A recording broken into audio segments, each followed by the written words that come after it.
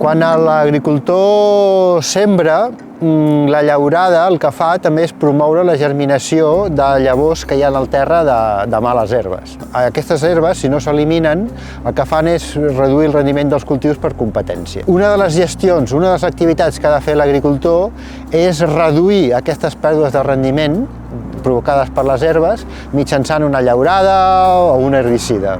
I s'ha de fer bé perquè si es fa malament, les herbes poden resistir l'herbicida o sortir després de l'aplicació de l'herbicida, en la qual tu t'has gastat uns diners en comprar l'herbicida amb el gasoil del tractor i amb llaurar, que al final no resulten perduts perquè no has sigut suficientment eficient en l'eliminació de les herbes.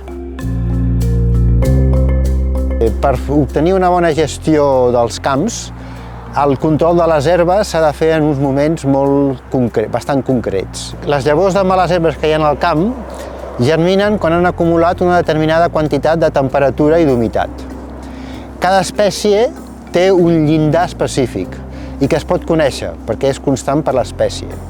Aleshores, si tu portes un registre de temperatures i de precipitació, de forma que saps quan el sòl està humit o està sec, pots saber l'acumulació de temperatura i d'humitat de les llavors i, per tant, predir en quin moment començaran a germinar. Aleshores, com que això es pot modelitzar, agafem dades d'estacions meteorològiques diàries, les introduïm amb el model i aquest model ens dona quin és el percentatge de germinació que hi ha en el camp. Hem digitalitzat la gestió de la monitorització de tota una sèrie de finques, la monitorització en tot moment de la finca de l'estat de les males herbes. Actualment no hi ha cap eina amb la qual puguin saber en quin moment tenen un percentatge de germinació de les males herbes molt alt. Perquè ara mateix l'agricultor pren decisions amb l'experiència, que no està malament, però a vegades potser no és la manera més idònia. Llavors, si tenim una eina que ajudi a prendre decisions, la idea és que siguem més productius i que no generem un impacte al sistema enviant fertilitzants o productes que són nocius pel medi ambient. Aquesta eina està publicada en el mercat oficial, els mercats oficials de les diferents plataformes mòbils. Es pot instal·lar en qualsevol moment. Hi ha un procés de registre habitual que apliquen a totes les aplicacions. Hi ha un registre d'una finca o diverses finques i amb una sèrie de passos, el nom de la finca, el tipus de cultiu que fa la finca, el tipus de textura, que hi ha una sèrie d'ajudes per determinar quina és la textura de la finca, i la posició. Amb la posició som capaços de determinar quines són les estacions meteorològiques més properes i a partir d'aquí tenim capacitat d'adquirir tots els indicadors meteorològics associats a aquesta finca, els més propers. I a partir d'aquí, i l'algoritme que està implementat, som capaços de fer prediccions.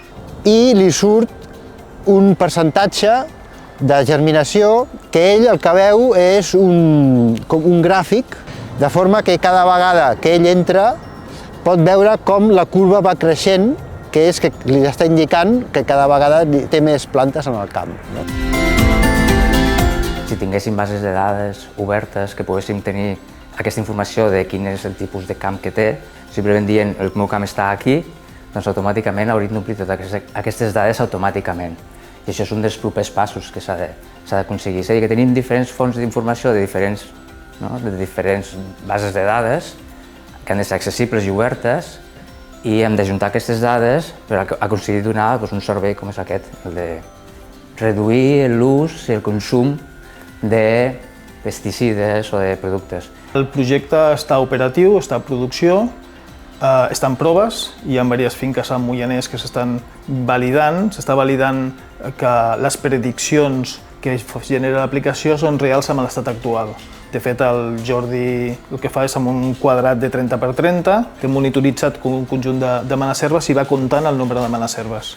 Llavors això el que estem fent és que l'estat i la realitat coincideixi amb el que l'eina està proporcionant.